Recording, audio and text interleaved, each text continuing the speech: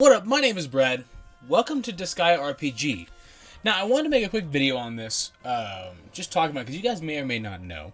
You're probably either subbing me for Legends, which is Dragon Ball, or, I like Pokemon, stuff like that. But Disgaea is one of my absolute favorite games of all time. So I had to at least try this game out. So I'm going to do a quick little review, probably like 10 minutes, 12 minutes, something like that.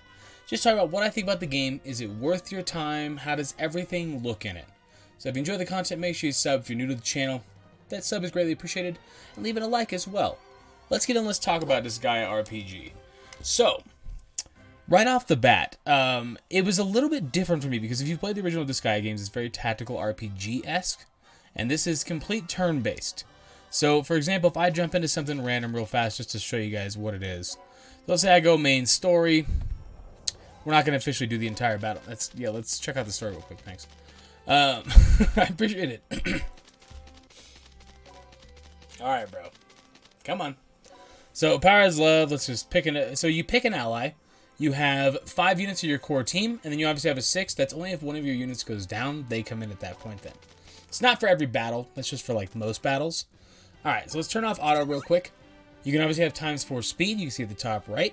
You can have auto battle, which, personally for me, is amazing. Like, I like being able to put it down every now and again, and it does its own thing. But it's literally just, you click the attacks you want to use on those units. You could also, like I said, you can just go straight up auto. Let them handle it for you. I am a big fan of that kind of gameplay, personally. Yeah,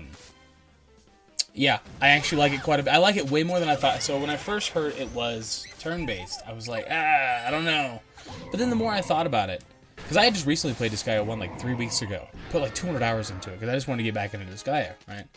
And I got on the Switch, played that.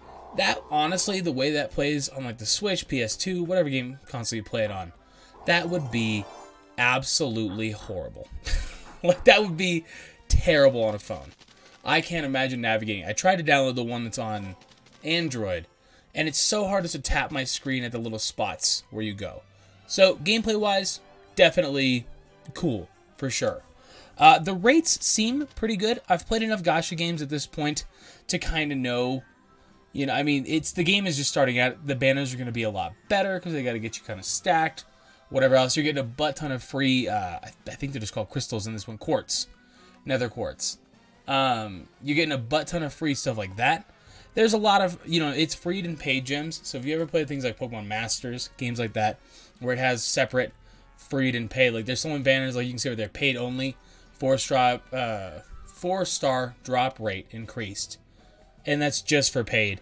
But then you have ones that are free, so you can do like this one, but it doesn't give you that increased drop rate, obviously. It's not a bad thing. It was a little jarring at first whenever I played a mobile game with that, but I've gotten pretty used to it now. A lot of games implement that, and it's not a bad feature by any means. Like I said, summoning seems fine. You start out, you got pretty good banners that have all these different characters on them. This isn't the best banner in the world. I have had the most luck on that banner. But they give you special characters that are happy. I'm not sure why it's Christmas themed right now. I don't know, but Christmas summon. So there you go. Christmas summon for sure. There's a fair amount of in-depth things that I don't want to touch on too much because there's actually a lot to talk about. The Nether Hospital works pretty similar to the other one. Every single time you take damage, you die. So every time you start right into that stage, if I go to another stage, I'm fully healed. But then the Nether Hospital it just updates automatically, right? So I just come in here, I claim rewards like you would, but this one has like the in-game currency. You still get muscles, stuff like that. Whatever else. It works super similar. Mao's lab is a super important place, but there's a lot to talk about here. So, Awaken. Essentially, your goal, right? Your end goal is to get a set of like 5 units. Well, not your end goal. Obviously, you want to collect everything. But to get units that you want to take all the way through the game. Now, when you're re-rolling the game, there's a couple characters I could definitely recommend. I picked Laharl, because when you start the game, it lets you just roll infinitely. Like, if you say you don't want that, you try again for a different unit. Which is amazing, actually. That is one of the best features I've seen in the game in a long time. So you can pick who you want. Like, I started out with Killua, and then I got Adele, and then I was like, I want Laharl. And I got it, and boom, got Laharl. So that's a fantastic feature right out the gate. There is another unit that's... I'll show you in a minute. It's significantly better. But so say you're in here. If I wanted to update this prism, which I don't want to, you need 5 of the same star, and then he'll go up to 2 star. Current class, scrub. But then he'll go up to 2 star. And then you take 5 2 stars, they go up to 3 star. And you take 5 3 stars, they go up to 4 star, etc. That's how I got my Laharl up there. Up to 5 stars, because you start out only as a 4 star. If they give you Etnas right now, it's like any mobile game. If you're ever going to play it, I recommend downloading it right now, because it just came out, like it's fresh. And you want to have all those login days, you want to get whatever they're giving you at the beginning of the game, etc., right? That's pretty basic on Awakening. There's nothing crazy there. You have an Awaken All button. It just does it for you. That's if you have a butt ton of stuff to do. I wouldn't really... It's not super needed. Plus, you want to keep track of what units. Like, there's certain ones you want to keep. Like, I don't want to lose that Pringer Volume 3, this guy right here. I don't want to lose him, but it would take him automatically. So, yeah, if you're getting in, there's a little lock button at the top that I did not see. And I accidentally awakened a dragon before I had this dragon. That was a lot of fun. That was pretty cool. You got your standard reincarnate. It's a bit different in this game, but it's a similar premises. So say I want to reincarnate Laharl.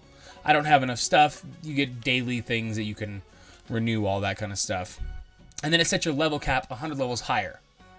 It does get progressively harder to level up, but it's also progressively easier, if that makes sense, if you know what you're doing and how to get into it. If you guys want to see like a tips and trick video, I could totally do that. I've put in legitimately probably like 20 hours in the last like day and a half.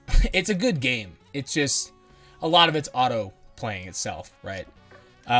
So that's basically all you gotta do right there is just you want to reincarnate, you got enough materials, sweet, reincarnate, start you back at level 1, then you have a higher level cap, good to go.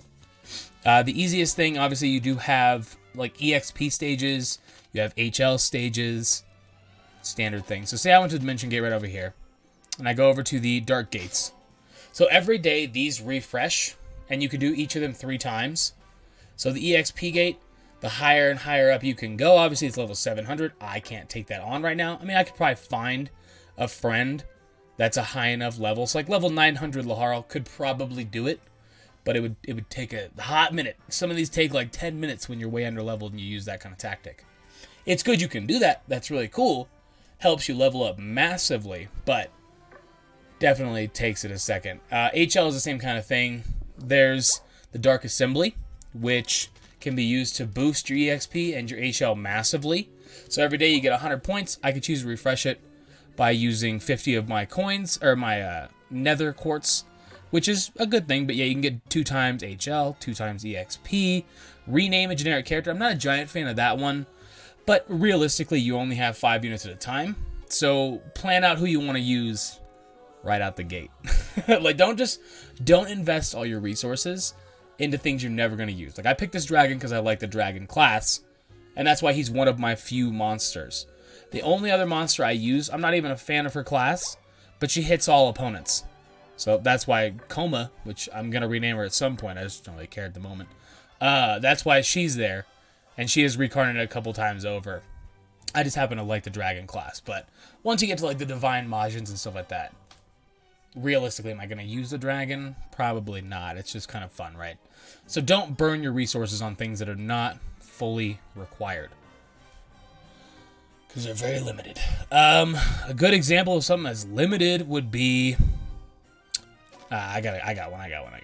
So, any power-up, you got these guys. These guys right here. If you get these, they're good if you're going to put them on a character you're always going to have. Like, I put it on Laharl. I put the first one I got. You can have up to, I believe, 10 of them. You can see a little star right here, or crystal right there. Put it on a character you're always going to have, because it is 100% not worth it for other characters, because these are very limited. They actually cost you 5,000 nether quartz if you buy them from the shop. Shop's a whole different thing we'll get into in one second. That's, yeah, definitely watch out for those things, because they're very, very limited. So let's get over to the summons real quick. This is the character right here that I highly recommend you reroll for. She has an AoE attack that kills like everything on the field. She's super powerful. I know you maybe, hey, you're like, you know what, I really like Adele. Then get Adele. That's fine. I totally get it. But I'm just saying, if you want like straight out the gate, you're a monster, Desco. That is your way to go. She's easily, I would say, the best out of all these characters that are here. Like, they're all good in certain aspects. Like, Laharl does have an AoE move, but it costs a butt ton, whereas she does not. So that's my personal recommendation on rerolling. So let's take a look at the shop then real quick. Super simple if you've ever played Disgaea. Now, the old school ones was a lot easier. You just click in the menu, you click out, boom, good to go. With this one, so say I'm buying equipment, right? And I'm like, all right, I want to go through here. All right, no legendary, no nothing. But you can get legendary things. I have gotten, actually, a couple of them. You can see the little inside there. You got your innocence right there, like you would normally have. If you've never played Disgaea, I'd recommend looking up another video that explains Disgaea, because that's not really what this is going to be. But say I wanted to buy this kitchen knife. It just comes out of my HL. Pretty standard. Nothing crazy about that. And then you could choose to refresh it. You get a couple times free. Free nether quartz will be used now. So I don't want to use 10 to refresh, but you get, I think, 5 free every single day. So it's good enough. I've gotten a fair amount of items from it. They give you a couple legendary items right when you log in. And you can just go down to the item world and go level 100 on that, which I'll explain the item world in 1 second. Pretty standard there. Nothing crazy. You have your items. See, you can see right here the any printy with the, that's just, 5,000 feels like a lot. They're trying to get those whales. Either way. HL. So you can buy these every single day. The gold bars and the gold candy, that's used to bribe either innocents in the item world, I believe. Maybe they have a specific one. Don't quote me on that. Or the dark assembly. And then you have your skip tickets, which if you just want to skip an event, whatever else, that's what you use for that. AP, which is going to be your refresh up here. So that refreshes over time. Standard gacha game. But that's what this would be right here. You get 2 of those a day. It's pretty decent.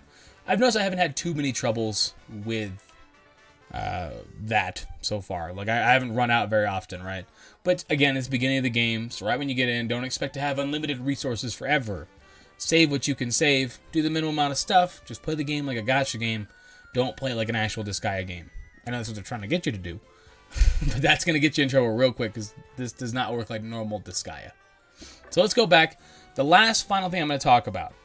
Let's talk about the item world. So if you go to the Dimension Gate, personally, I think it's a lot better in this game. So I want to go to the item world, right?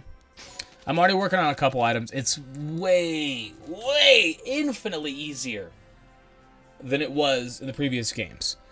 In the actual one. So if I go applicable only, I already have a couple items that are level 100 out of 100. Now these are the items you get when you just download the game. They give you these 2 growth swords. They give you the 2 sturdy eggshells.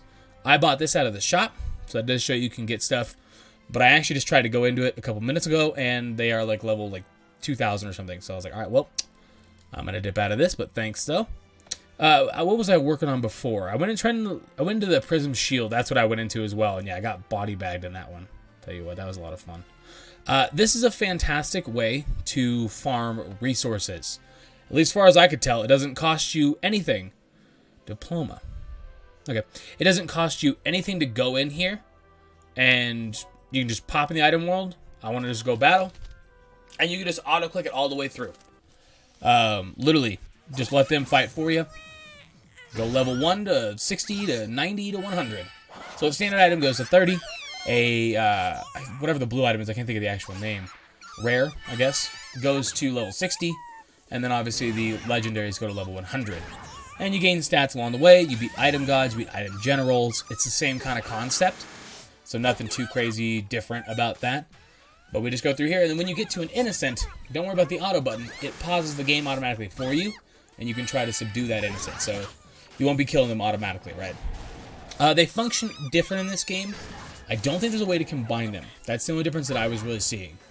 There's not really a way to combine, unless there is, and I just haven't unlocked it yet. Maybe it's just a feature they're trying to work on. But your innocents, all you do is you just go to your items, and you're able to move them around. You don't have to go to talk to the person in the item world. It's literally like I just come out here. That's great. Let's leave the item world on that one. So if I go down to facilities, no, just kidding. I go to party.